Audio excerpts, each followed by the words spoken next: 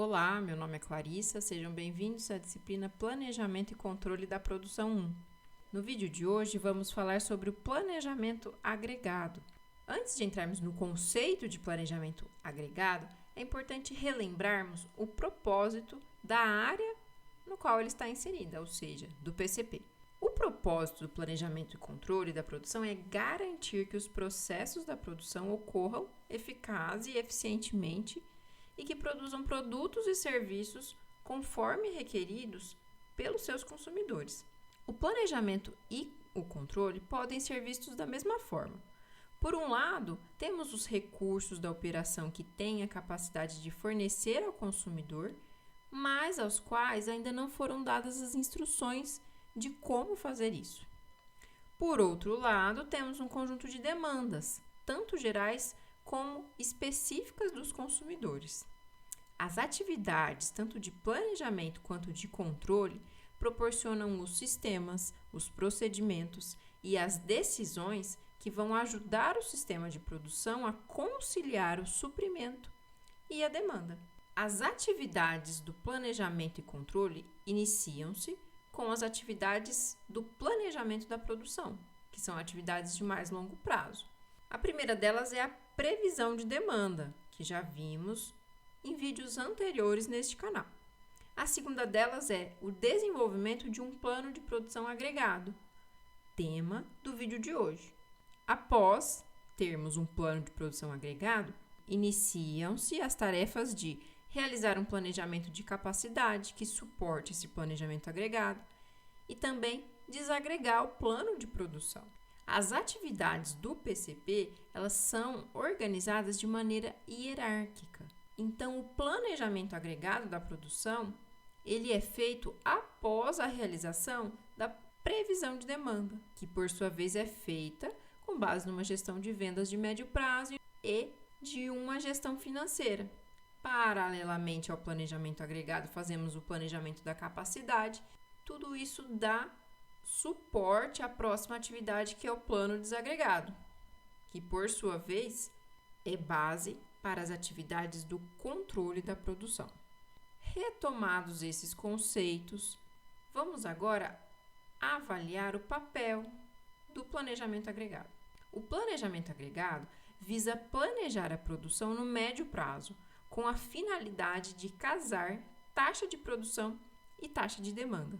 Esse médio prazo varia de acordo com o autor, de 3 a 18 meses para alguns autores e de 6 até 2 anos para outros.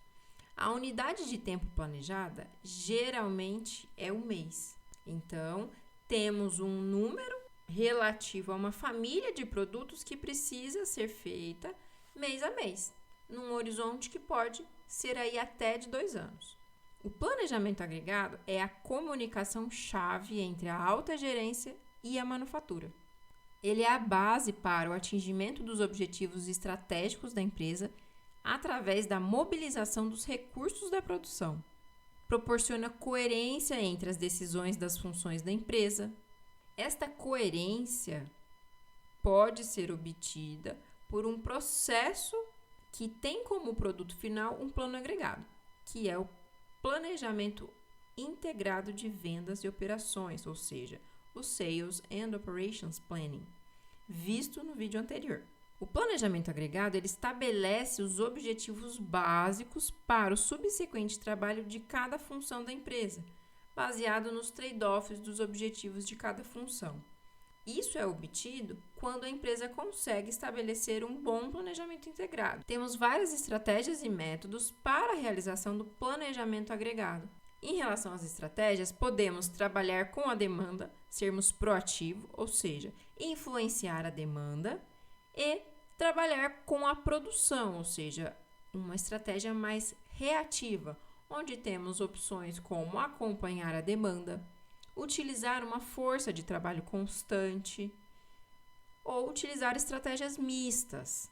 Em relação aos métodos, temos os métodos de planilha e os métodos quantitativos. Nos métodos de planilha, utilizamos as estratégias reativas, ou seja, acompanhar a demanda, utilizar força de trabalho constante e estratégia mista. Os métodos quantitativos são relativos a programação linear, programação inteira mista, modelos de transporte. O tema do vídeo de hoje é relativo aos métodos de planilha. Os métodos de planilha são mais fáceis, de mais baixo custo e mais flexíveis que os métodos baseados em pesquisa operacional, ou seja, os métodos quantitativos. Porém, eles não fornecem uma solução ótima. Podem até fornecer, mas você não tem como provar a otimalidade dessa solução. Os métodos de planilha dependem demais da criatividade da pessoa que está realizando o planejamento. Vários custos estão envolvidos no processo de realização de um plano agregado da produção. Estes custos são custos básicos de produção, que são os custos fixos e variáveis incorridos em produzir um produto. Custos de estoque, que é o custo do capital mais o custo de possuir o estoque, o custo de um seguro, o risco de obsolescência e, além disso, o custo de armazenagem. Temos também o custo de falta, que é a perda de receita de venda e também da confiança do cliente. Quando deixamos de entregar um produto ao cliente, a confiança deles é abalada. E isso pode ter um custo muitas vezes difícil de ser quantificado. Temos custos de contratação, que se referem a custos com exames médicos, treinamento, aprendizagem e toda a burocracia envolvida em contratar o pessoal para trabalhar. Temos custo de demissão, relativos à perda de produtividade, custos legais, possibilidade de queda da moral dos funcionários. Novamente aqui, um custo difícil de ser quantificado. Custos de horas extras, custos de subcontratação, quando a empresa terceiriza alguma atividade ou algum processo produtivo que passa a ser feito em um fornecedor.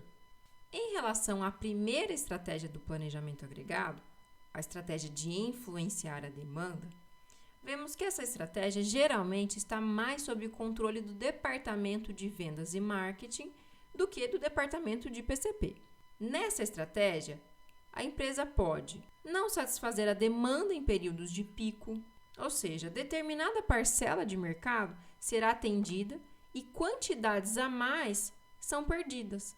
A empresa pode também alocar a demanda dos períodos de pico para períodos sem pico ou criar demanda para períodos sem pico. Aqui é necessário um forte investimento em propaganda e utilização de promoções. Suponha, para exemplificar, um hotel em uma região turística, onde claramente eu tenho um pico de demanda no verão. O que esse hotel pode fazer para alocar a demanda desse período de pico, ou seja, do verão, para o período de inverno? Suponha que estamos falando de uma região de praia. Provavelmente há muito menos pessoas interessadas em visitar um local deste no inverno do que no verão. Mas o hotel pode investir em propaganda, utilizar promoções para incentivar algumas pessoas a visitar este hotel na baixa temporada. Essa é uma estratégia de influenciar a demanda. A empresa também pode produzir gama de produtos com picos de demanda em diferentes períodos. Por exemplo, eu tenho uma empresa que faz jet ski e também motos de neve, supondo em um país que o inverno seja bastante rigoroso. Para os meses do verão, essa empresa oferece ao mercado jet skis. No período complementar, ela oferece motos de neve. Dessa maneira, a empresa consegue nivelar a sua taxa de produção e garantir receita ao longo de todo o período e não só no verão ou só no inverno. Agora, vamos falar sobre as estratégias reativas.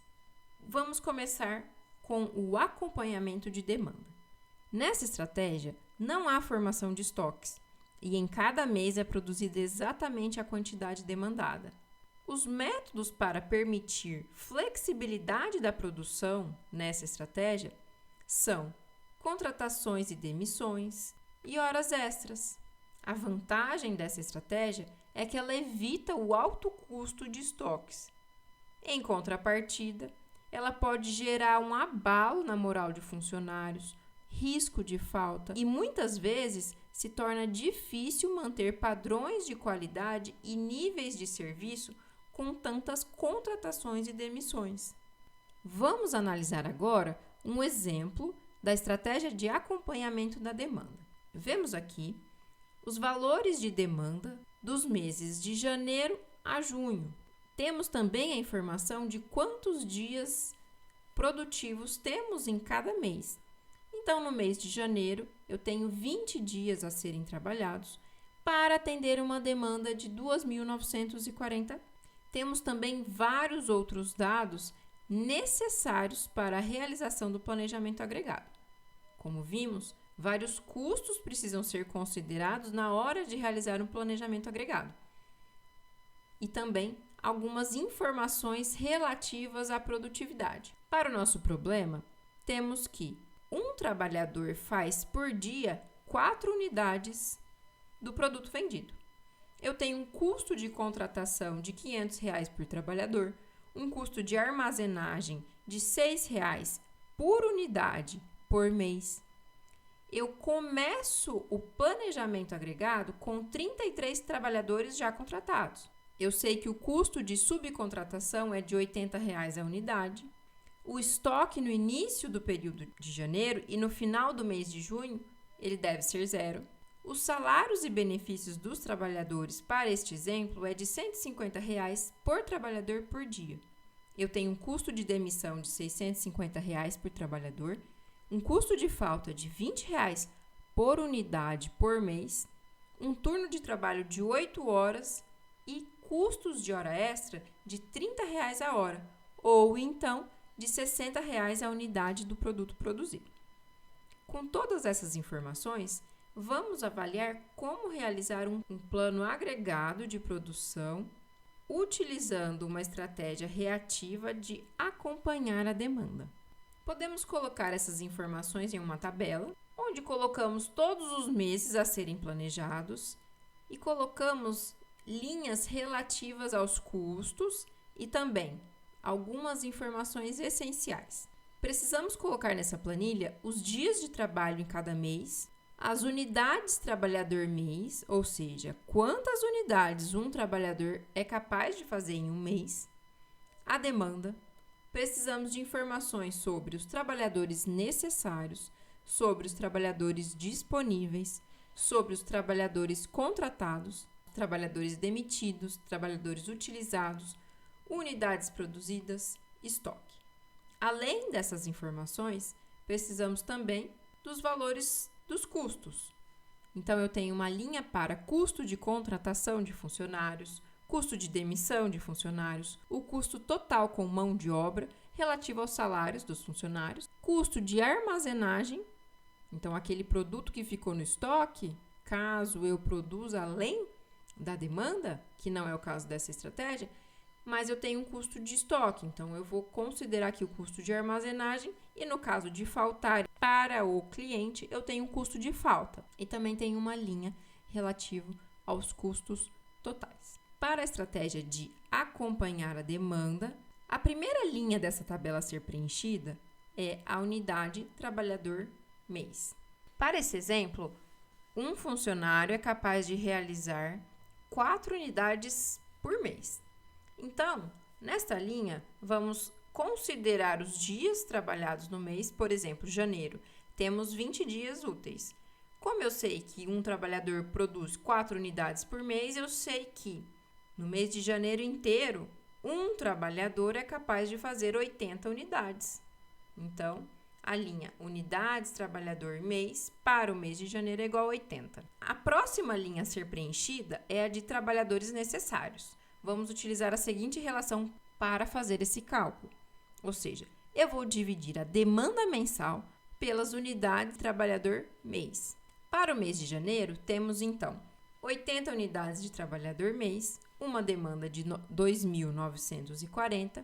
Então, eu chego à conclusão que o número de trabalhadores é igual a 2.940, que é a demanda mensal, dividido por 80, que são as unidades de trabalhador mês daquele período, janeiro. Isso me dá 36,75. neste caso, eu arredondo para cima. Sempre que vamos fazer cálculo de funcionários, arredondamos para cima. Então, aqui eu tenho 37 trabalhadores necessários, mas eu tenho 33 disponíveis, informação dada na tabela ao lado. Então, é necessário que no mês de janeiro eu contrate 4 funcionários. Como o custo de contratação é de 500 por trabalhador, eu vou ter um custo de contratação no mês de janeiro de R$2.000. Não vou demitir nenhum funcionário, não tenho custo de demissão, vou utilizar então 37 funcionários, que é exatamente o número de funcionários necessários para cumprir a demanda. O custo de mão de obra vai ser 37 vezes 150, que é o valor dos salários e benefícios de cada funcionário por dia, vezes 20 dias no mês. Neste caso, como eu estou na estratégia de acompanhamento da demanda, eu calculei o número de funcionários para fazer estritamente o valor demandado. Então, eu vou produzir exatamente o valor da demanda. Neste caso, 2.940. Não tenho estoques, então o custo de armazenagem é zero, o custo de falta é zero e eu tenho o custo total de produção para o mês de janeiro. Para o mês de fevereiro, eu tenho 19 dias trabalhados, então eu tenho 76 unidades trabalhador mês para fevereiro. A demanda é 3.250, então neste caso eu preciso de 3.250 dividido por 76. Arredondando, preciso de 43 funcionários. Eu terminei o mês de janeiro com 37 trabalhadores, então aqui eu vou precisar contratar 6 a um custo de R$500 por trabalhador a contratação. Então, eu tenho um custo de contratação de R$3.000. Não vou demitir, portanto, não tenho custo de demissão. Vou utilizar estritamente 43 funcionários, que me custam por dia de trabalho 150, vezes 19 dias, me dá um custo de 122.550, custo de mão de obra. Vou produzir 3.250 unidades, porque é o valor da demanda. Não tenho custo de estoque, nem custo de falta.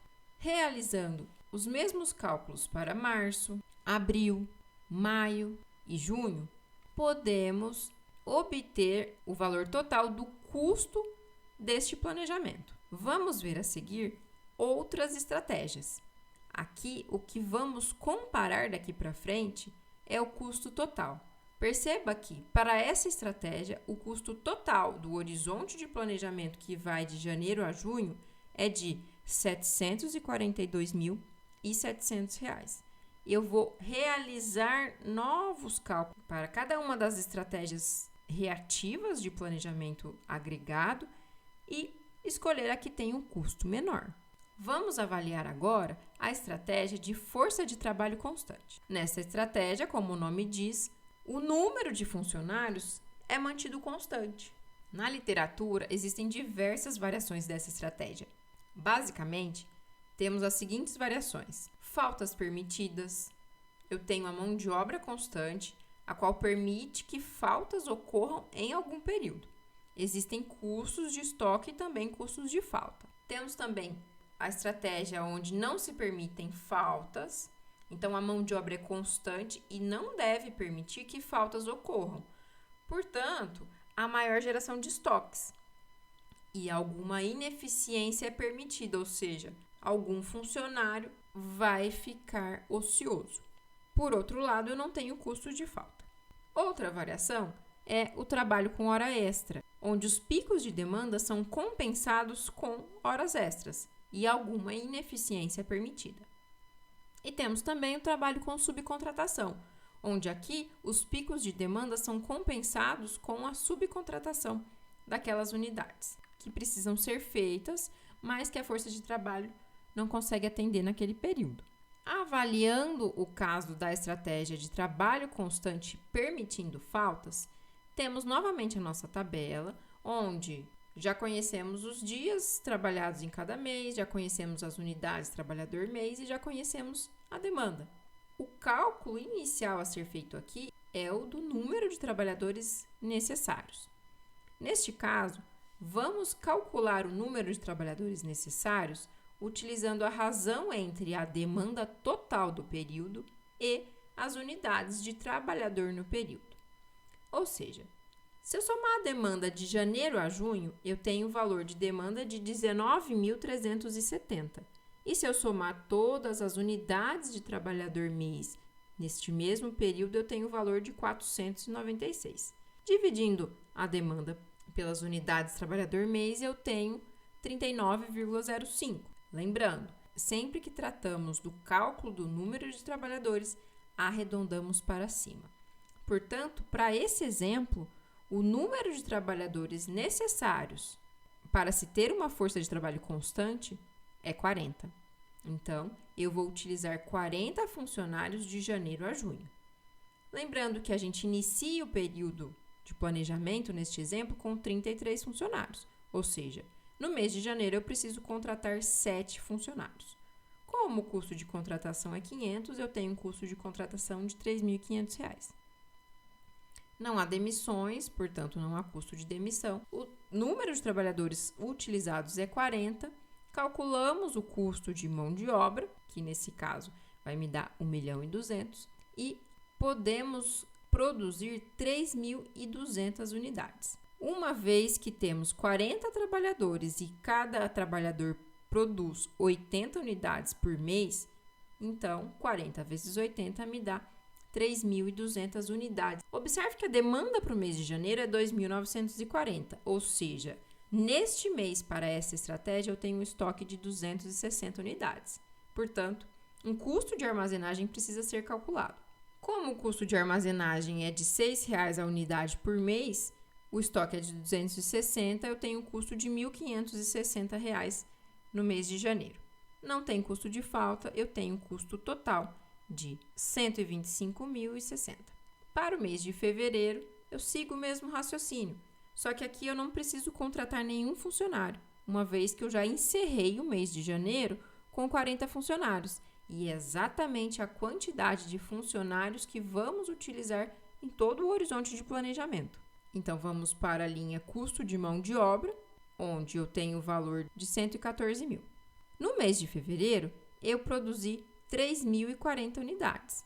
40 funcionários vezes 76 unidades trabalhador mês. Como eu tinha um estoque de 260 peças do mês anterior, o total de peças disponíveis no mês de fevereiro foi de 3.300 unidades. A demanda, por sua vez, é de 3.250.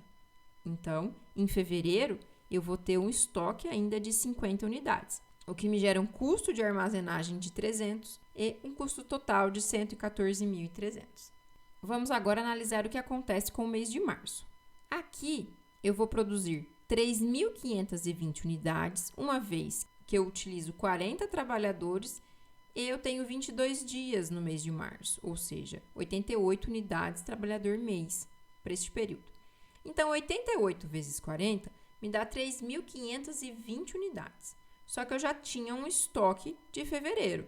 Então, o total de produtos disponíveis no mês de março, somando o estoque do período anterior com unidades produzidas, é de 3.570. Só que neste caso, a demanda é 3.820, ou seja, tudo que eu produzi mais o que sobrou do mês passado não é suficiente para atender a demanda neste período, ou seja, vão faltar 250 unidades. Dessa forma, quando analisamos os custos de armazenagem, vemos que é zero, porém, há um custo de falta. O custo de falta é de 20 unidades por mês.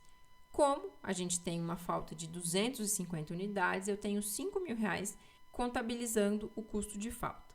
Ou seja, ao final do período de março, eu tenho um custo total de 137.000. Essas unidades que faltaram no mês de março, elas precisam ser contabilizadas no próximo mês. Ou seja, em abril, eu preciso produzir a demanda, que é 3.410 mais 250 peças. Então, para que a empresa consiga atender a falta do mês de março mais as unidades de abril, eu precisaria produzir 3.660 peças. Só que eu tenho 40 trabalhadores trabalhando 22 dias, ou seja, a minha capacidade é de produzir 3.520. O que acontece no mês de abril? Ocorre a falta novamente. Dessa vez, faltam 140 unidades, o que me gera um custo de falta de R$ 2.800.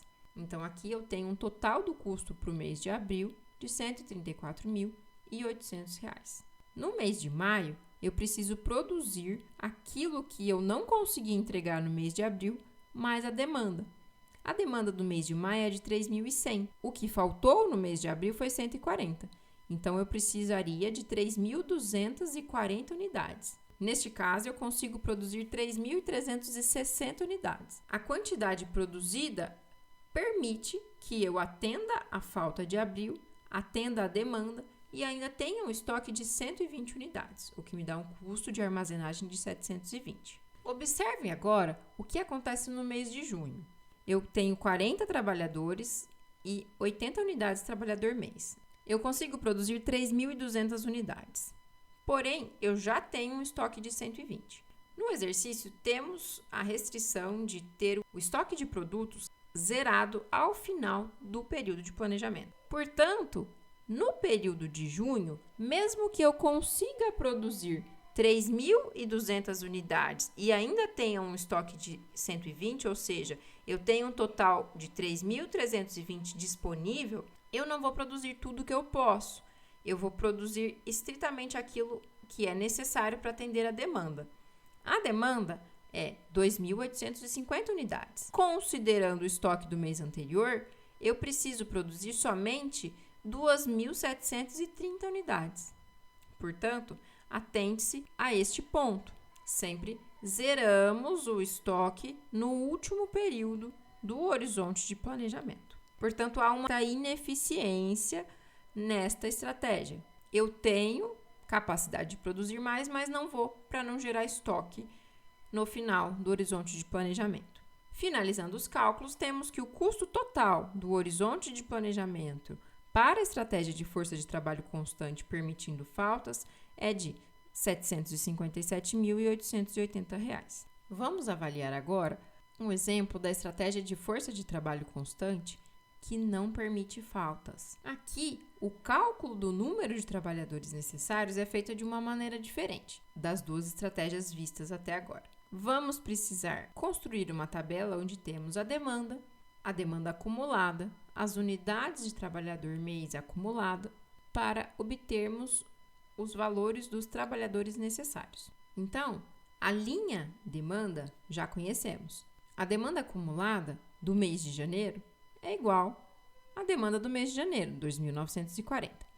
A demanda acumulada para fevereiro é a soma entre a demanda de janeiro e a demanda de fevereiro, ou seja, 2.940 mais 3.250, o que me dá o valor de 6.190.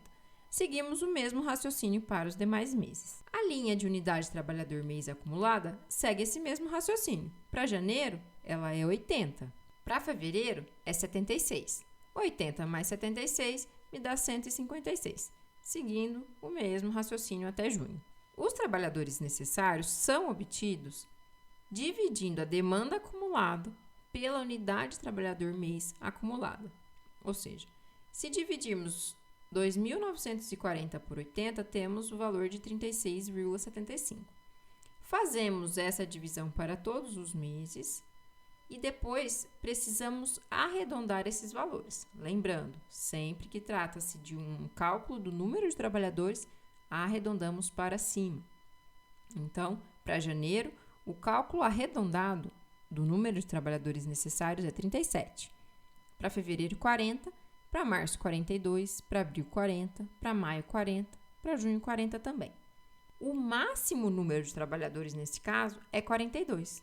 Ou seja, com esse número de trabalhadores, não haverá falta em nenhum período. Como a estratégia é justamente manter o número de trabalhadores constantes sem permitir falta, é justamente 42 o número de trabalhadores que vamos utilizar em todo o horizonte de planejamento. Dessa maneira, fica fácil construirmos a planilha dessa estratégia. Vamos contratar 9 funcionários no mês de janeiro Isso me gera custos de contratação. Vou ser capaz de produzir 3.360 unidades neste mês e vou gerar um estoque de 420 unidades. Considerando o custo de armazenagem, eu tenho um valor de R$ 133.020 para o mês de janeiro para a estratégia de força de trabalho constante, não permitindo faltas. Realizando os cálculos para os meses de fevereiro, março, abril, maio e junho, observamos a linha estoque. Então, essa estratégia, ela não permite falta, mas ela trabalha com o número de funcionários que faz com que os períodos onde a demanda não seja tão grande, gere estoque. Lembre-se, todas as estratégias têm pontos positivos e negativos. Para este caso, nós temos um custo total do horizonte de planejamento de R$ 791.820. A próxima estratégia é da força de trabalho constante utilizando subcontratação. Aqui, o número de trabalhadores é calculado verificando se a exigência mínima de produção mensal e determinando quantos trabalhadores seriam necessários para aquele mês. No nosso exemplo, a menor demanda é a de junho, que é 2.850 unidades. Para o mês de junho, o número de trabalhadores necessário seria 36. Então, para essa estratégia, eu preciso de, no mínimo, 36 trabalhadores. Mas eu posso alterar isso um pouco caso eu observe que há cenários com custos menores. Neste exemplo, eu considerei 37 trabalhadores constantes, pois os custos são inferiores ao cenário quando utilizamos 36. Como exercício, você pode calcular esses dois cenários e compará-los. Como ainda se trata de uma estratégia com força de trabalho constante, o valor do número de funcionários obtido ou decidido, seja 36 ou 37, ele vai ser utilizado de janeiro a junho. Então, considerando este cenário de 37 trabalhadores, eu vou precisar contratar 4 no mês de janeiro. Com 37 funcionários, a empresa vai produzir 2.960 unidades, o que vai gerar um estoque de 20 unidades, o que me gera também um custo de armazenagem, ou seja, eu tenho um custo total, mês de janeiro, de 113.120. Para os meses de fevereiro a abril, eu não gero estoque, pois há falta de unidades produzidas para atender a demanda. Essas unidades que faltaram para ser produzidas, por exemplo, no mês de fevereiro, a demanda é 3.250 peças. Sobrou um estoque de 20 do mês anterior, ou seja, eu precisaria produzir 3.230 peças. Só que o número de funcionários disponíveis são capazes juntos de produzir no mês de fevereiro apenas 2.812 peças, ou seja, há uma falta de 418. Seguindo essa estratégia, eu vou subcontratar, ou seja, mandar fazer fora 418 unidades. Temos um custo de subcontratação, que para o nosso exemplo é de R$ 80 por unidade, e isso me gera um custo de subcontratação total, ou seja, 80 vezes 418, que me dá 33.440. Isso acontece para os meses de fevereiro, março e abril. No mês de maio, eu não preciso subcontratar. E no mês de junho, eu já produzo somente o necessário para atender a demanda. Então, eu não vou deixar sobrar. E também, neste exemplo, não há necessidade de subcontratar no mês de junho. Para essa estratégia, o custo total do horizonte de planejamento é de R$ 781.248. O mesmo raciocínio pode ser aplicado à estratégia de força de trabalho constante com hora extra. Aqui, quando há falta de mão de obra para atender a demanda, em vez de subcontratar, eu vou solicitar aos funcionários que façam hora extra para atender a demanda. Isso me gera custo de hora extra e que podemos comparar com a outra estratégia e avaliar qual é menos custosa. Para o nosso exemplo, temos custos de hora extra para os meses de fevereiro, março e abril, assim como tivemos a necessidade de subcontratar nesses meses, como vimos na estratégia anterior. Novamente, para o último período, zeramos o estoque. O custo total dessa estratégia é de R$ 758.528. Vimos até aqui as estratégias consideradas puras. Porém, ainda há a estratégia mista, que é a mais utilizada na prática. A estratégia mista consiste da combinação inteligente das estratégias puras, aproveitando suas vantagens e descartando as desvantagens que são intrínsecas a cada uma das estratégias. Um exemplo de estratégia mista pode ser utilizar conjuntamente o nivelamento da produção com o acompanhamento da demanda, mas o objetivo é encontrar a solução de menor custo por tentativa e erro.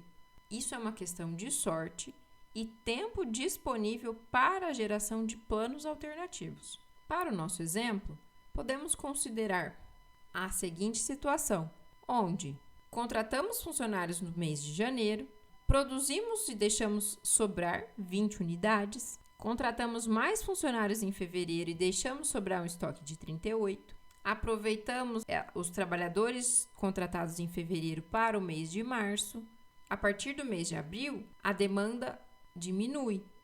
Então, demitimos alguns funcionários e utilizamos horas extras nos meses de abril e maio para atender a demanda, que não foi atendida com 36 funcionários. Nessa estratégia, o custo total do horizonte de planejamento foi de R$ 744.520. Uma outra tentativa considera trabalhar com 37 trabalhadores em janeiro, 43 em fevereiro, 44 em março, 37 em abril e maio e 36 em junho. Aqui utilizamos hora extra no mês de abril e produzimos a mais, ou seja, para estoque nos meses de janeiro, fevereiro e março. Para este cenário, temos o custo total do horizonte de planejamento de R$ 740.828. Podemos comparar os custos totais, todos os custos gerados, em cada uma das estratégias. Uma tabela dessa maneira nos ajuda a verificar qual estratégia tem um custo maior e tentar mesclá-las, de maneira a obter uma estratégia mista que me gere um custo total menor. Observem que, de todas as estratégias realizadas, a que tem o menor custo total foi a nossa segunda tentativa, denominada de estratégia mista 2. As estratégias de planejamento agregado da produção estão relacionadas com a forma que a empresa responde à demanda. Por exemplo, a estratégia de acompanhar a demanda não faz sentido para uma empresa que produz para estoque, ou seja, trabalha com a forma de resposta à demanda make to stock.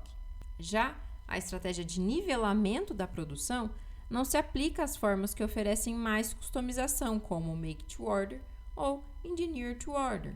As estratégias de força de trabalho constante, considerando variações de horas trabalhadas, e também a estratégia mista, elas podem ser adequadas para todas as formas de resposta à demanda. Nesta aula, abordamos o tema planejamento agregado e vimos que o planejamento agregado é um processo multifuncional e que integra estratégias funcionais e tenta alinhar essas estratégias aos objetivos da empresa. Vimos no vídeo anterior, esse alinhamento pode ser obtido por meio de um processo denominado S&OP. O produto deste processo é justamente o plano agregado da produção. A escolha da estratégia do planejamento agregado, bem como o método utilizado, é vital neste processo.